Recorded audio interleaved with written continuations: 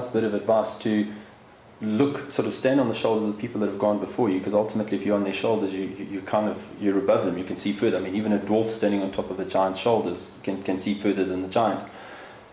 So it's a case of finding what they're doing right and then just putting your own personal touch to it. So finding out where you're doing it. Okay, you're already doing it. See, in the Breakthrough Experience, this program that I do around the world, right.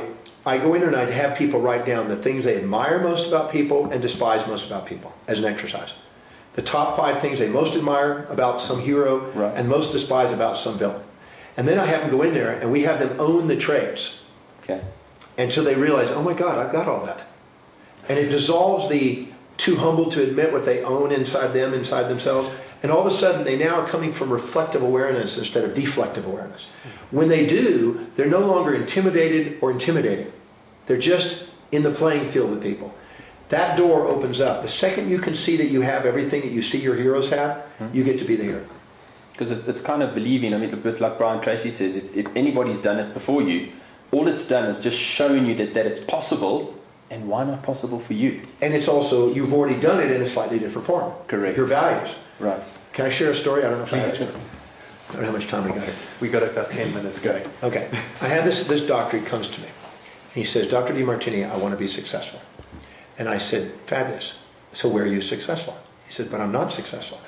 And I said, but where are you successful? He says, I'm not successful. I said, no, I'm asking a question, where are you successful? He says, Dr. Demartini, you're not listening to me. I'm not, I want to be. And so I'm coaching, what you're coaching for. I said, stop, answer my question. I'm going to lead you there. Where are you successful? He paused, he reflected. He says, okay, I have a great relationship with my wife. We've been together 10 years. Our marriage is fabulous. I guess that's a success. Fabulous, great. Where else are you successful? He stops, he pauses. He says, well, I have a great relationship with my son. He's in baseball. I'm the coach. We may win the pennant this year. Great, where else are you successful? Well, our whole family works in the yard. We've got beautiful gardens and beautiful yard. We may get yard of the summer. So what else is your success in? So, well, my mother-in-law lives with us. And most people don't get along with their mother-in-law, but we have this incredible relationship, and I think that's a success. And what else? Well, I'm also a lay minister at my church, and that's been a dream since my 20s, and I'm doing that. And anyway, we went through and identified a series of successes. None of them were in, quote, business and finance, but they were in another area of his life. And I said, so can you see that you have successes in your life? He goes, yes.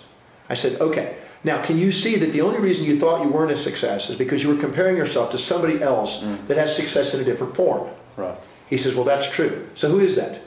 He says, well, I guess I'm comparing myself to the doctor up on the hill. He's got the 7,000 square foot house, 3-car garage, multiple cars, big business, makes a lot of money, etc.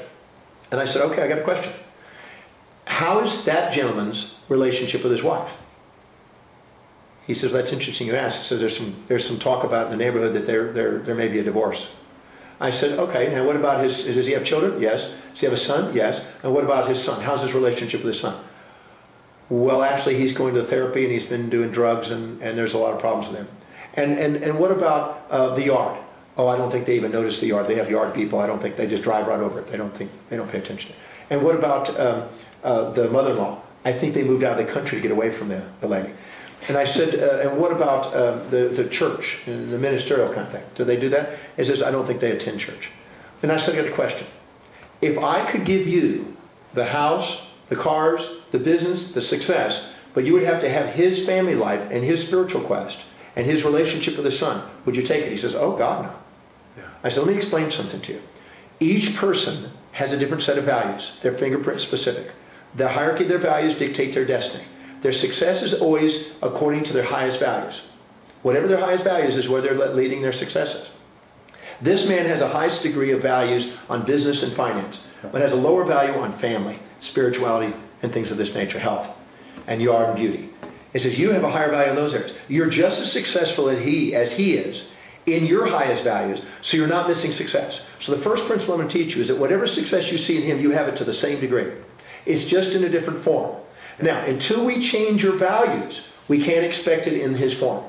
Because anytime you expect yourself to excel in an area that you really, truly don't value, you're going to frustrate yourself and you're going to judge yourself like you're doing. Yeah. So the first premise is, you're not missing success. It's already there. It's in the form.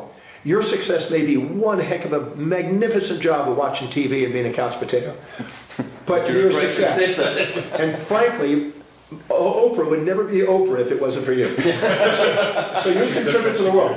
But you're not going to have cash. You're not going to have money unless you have a value on money and building a business, which is why I gave you the 6 things I gave you earlier to value business and finance if you want to grow and be successful in business and finance.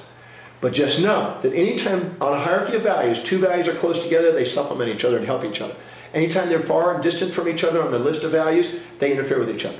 So don't expect yourself to excel in some area that's not truly valuable to you. You'll frustrate yourself. That's why mentoring under somebody that has a completely different set of values to you will be self-defeating and frustrating.